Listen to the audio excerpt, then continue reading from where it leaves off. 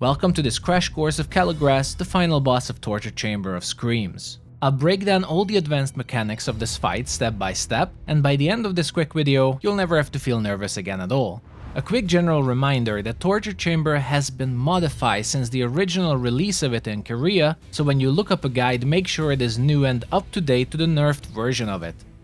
When you first enter the final room, it is generally recommended to prepare with basic party pins that will significantly simplify one of the core mechanics, the blood vials, and the zombie phase of this fight. The way most of us have been doing it since Korea is choosing an area and placing 5 party pins in a straight line out from the middle of the room. This placement will help everyone know where to stand. As we already mentioned the pins, let's immediately introduce the cursed blood mechanic, the core element of this boss.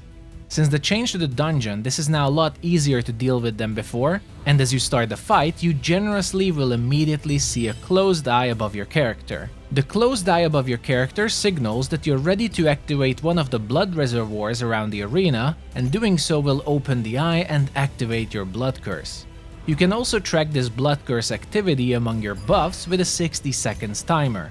You should keep this buff active at all times by continuously using the blood reservoirs on the sides before the timer would end to keep it easy. Worry not though if you miss your opportunity, as if the eye disappears from you, you can regain your closed eye again by executing 3 perfect blocks, which you have an opportunity for before every zombie phase, so you always have a chance to fix missing your timers.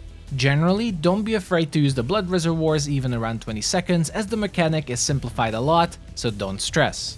Now for the zombie phase, that requires all of this preparation. The reason it is important to keep the blood-soaked eye buff constantly active, or at least during the dark mist phase, is to give you visibility of what's happening here. Once the mist appears, 3 players will get marked for execution, and if you have the eye buff activated, it will allow everyone to see if they have a number above their heads and a zombie is following them or not, so it's key to have it active here. This is also where our preparation pays off, as this mechanic requires the marked players to stand in the right order towards the boss, with one standing closest to him and the highest number the furthest away. While it is not necessary to stand in line, it is only the distance that matters here. The party pins will help everyone stand perfectly without having to constantly check where the others are, so this becomes everyone's individual responsibility. Make sure to stand correctly, as if it's wrong, the boss instantly executes numbers in the wrong order. Once you're past 50% of the boss's health, instead of 3, it will be 5 players marked for execution, so make sure you're familiar with all the markers to know where to stand. Those are the 2 main mechanics of the fight, so let's see the rest of his abilities. Apart from the general block and dodge mechanics, the first skill you should see is a spotlight on multiple players, indicating they are targets for an arrow volley. If you're marked, 3 spotlights will appear in quick succession under you, and you have around 1 second to move away until the volley arrives and damages the area. So if you're marked, simply keep moving to dodge the damage. Next, 3 players will get a blood shard icon above their heads, marking them for a cone attack, 1 on the closest player and 2 on the furthest players. Spread somewhat evenly in a circle around the boss for this one, as the marked players will be attacked with a cone area skill, which hurts quite a lot, and it is best to spread to hit as few players as possible. The next mechanic are the blood Scythes, which is a very simple tank mechanic. Kaligras will disappear, and shortly after, each player will get a scythe spinning on them, dealing damage to everyone around, including yourself. Players can spread out to reduce this damage, but if the tank uses the Stalwart Bastion skill, which they should anyway, the group can safely stack in the center, activate it, and take no damage.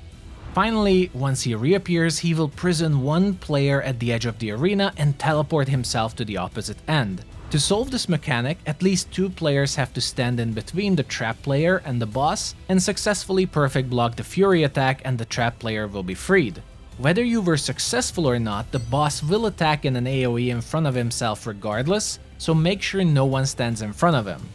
Right after that, he will target a player, most often the furthest one, and will start bursting them with a crossbow.